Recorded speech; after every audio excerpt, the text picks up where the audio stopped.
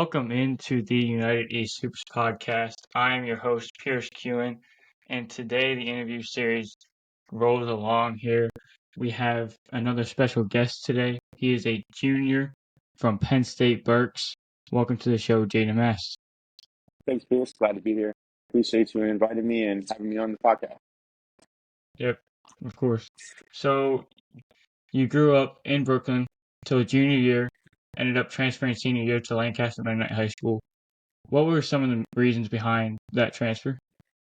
Um, so I guess the transfer kind of was twofold. So I didn't really play basketball for like most of my high school. Well, I played basketball, but I didn't take it serious. Like baseball was my main sport for most of my life. And then like sophomore, junior year, I was like, I really started enjoying basketball and realized I want to play in college. But during that time, that was when COVID hit. And so in New York, COVID rules were really strict. So I wasn't really sure what like my senior was going to look like. I wasn't even sure if there was going to be a basketball season for my senior year. And so I was like, it doesn't look like I mean, if I don't play, there's no way I'm going to play in college, right? I have no film, no stats. No coach is going to give me an opportunity if I didn't play. So I really wanted an opportunity to um, show out my game, showcase my game. And so Lancaster was a place that my family was familiar with. My dad had business there. And so that was probably one of the reasons. And then a bigger reason too was my siblings were also online school, and my parents wanted to like find a place where I have four younger siblings. Um, three of them are in school right now, and so my parents wanted to find somewhere where they could like start their school out and be stable and not be like jumping around all over the place. So it was kind of mostly for school reasons because of COVID, just how much looser Lancaster is with regulations compared to New York. Was there ever any like heavy moments of doubt that you weren't going to have a chance to, attend college or like play college basketball? Yeah, definitely for sure. I didn't actually commit to Penn State Berks until June before before my freshman year of college. So if you know like when recruitments usually happen or commitments usually happen, that's really late. Like usually some people by their junior year are already committed to college. So yeah, there was definitely a lot of doubt. I wasn't sure how everything was going to work out, whether or not I was actually going to be able to happen. You mentioned you played baseball for about 10 years. What sport? I'm assuming it's baseball, like you already mentioned, but you fell in love with that one first. But Mhm. how did you get into, wanting to be successful at basketball? Well, so I started playing baseball when I was four, so that was like most of my life. And then the league I was playing in closed down, and so I didn't have a sport to play for a while. And so my mom actually forced me to like attend a free like community program sort of thing. Like I did not want to go. She literally had to force me to go. But I went there. I had Air Force Ones on for like my first 4 months of the program because I didn't own basketball shoes. But just throughout that, some of the people I met there, some of the coaches, friendships, it just like introduced me to the game. And over the years, I just kind of more and more fell in love with it until it became like my main sport. And now it's pretty much everything I do. Your senior year of high school, you were in Lancaster Mennonite High School. So obviously that would be a year before you ended up going to college at Berks. So why did you end up choosing Berks? Because Lancaster Mennonite High School is, really close to obviously Lancaster Bible College. Why did you end up choosing Berks over LBC? Um, so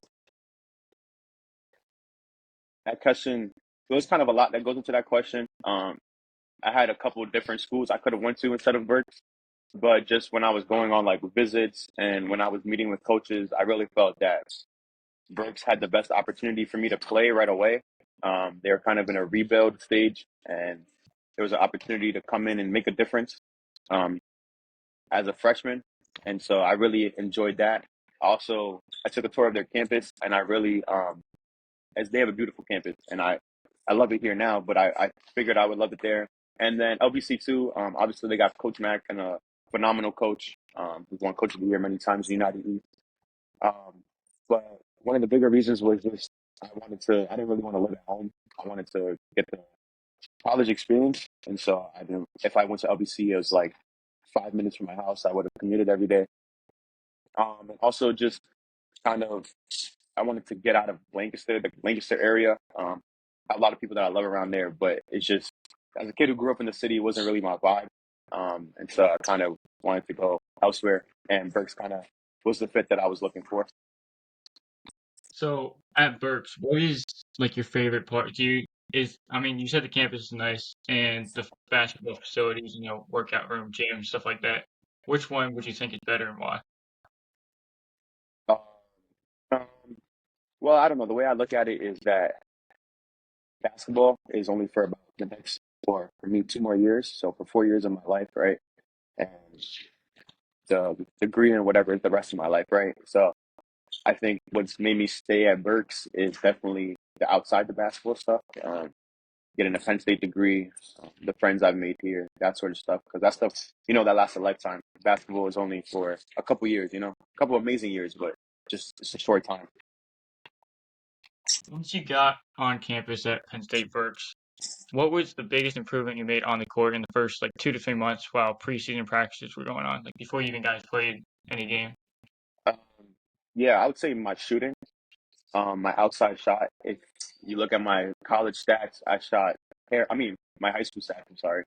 My senior year, I could not shoot the ball at all. Like I shot, I want to say like 20 something% from three. My senior year, that was really bad. And when I got to college, I actually became known as a shooter, which was like different for me because my whole life, or for as long as I played basketball, I've been more of a slasher, someone who gets to the rim. And then when I got to college, people started respecting my shot a lot more. So definitely a lot of hours in the gym, a lot of hours on the shooting machine, putting up shots, lots and lots of reps. Within those first 2 3 months, I was definitely in the gym like 2 3 workouts every day. So I would say my shot was probably the biggest improvement that I noticed in those first couple months.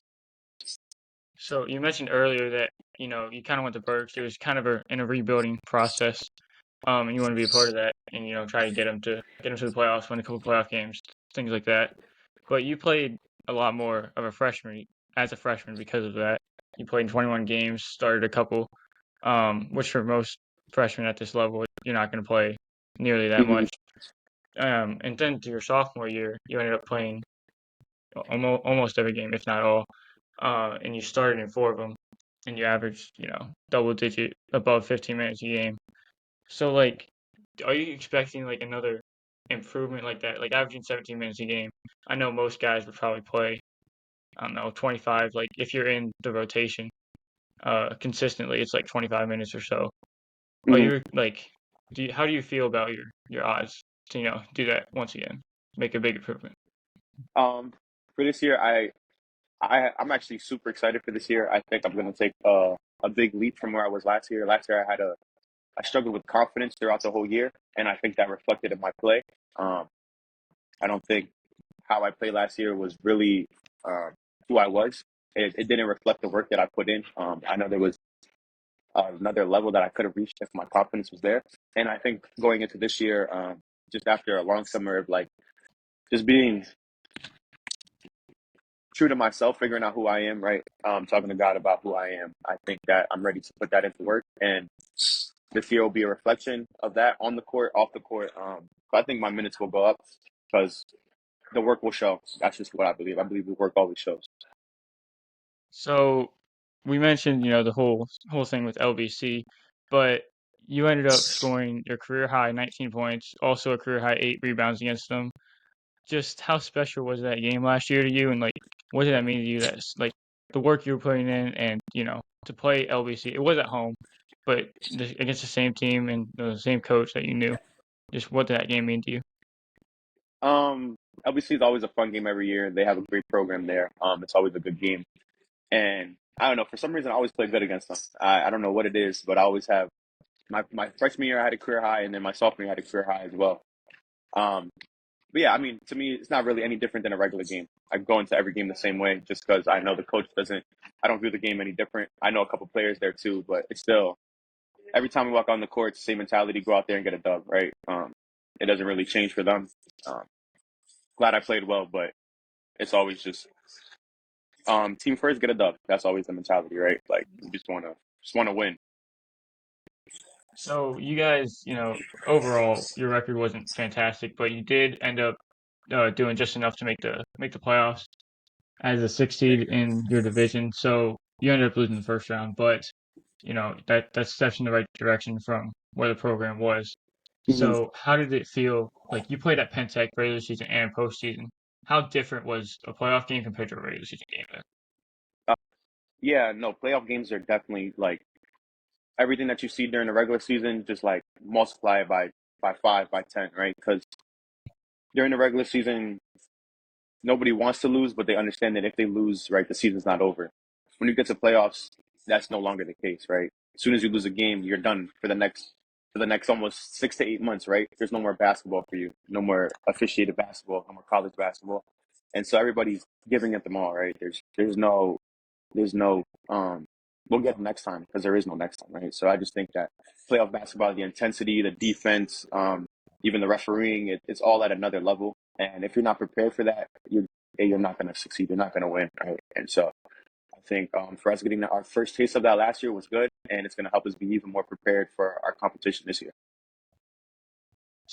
So you ended up, you've only played in like half the division. I'm sure you played, I know you played Karen. I know you probably played a couple other teams from the other side of the division.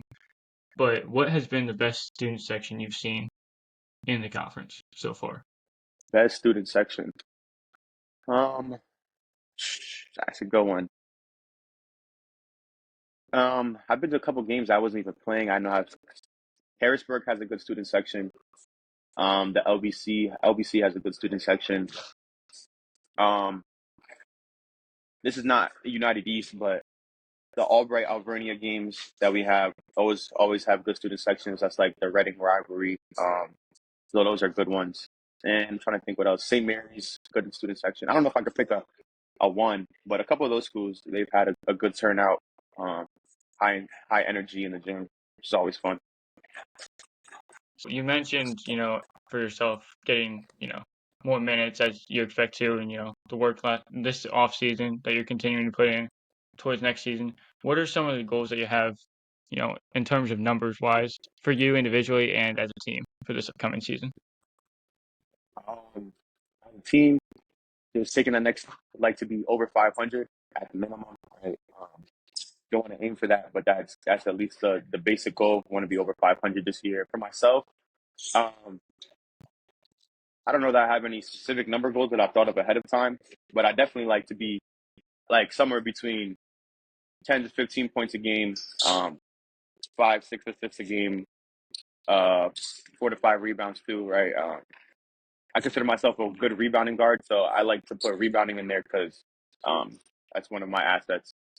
But yeah, somewhere in there, I don't have anything specific. I'm kind of just hoping to find my groove, get a starting role, and then just help the team win. But no specific stats, to be honest.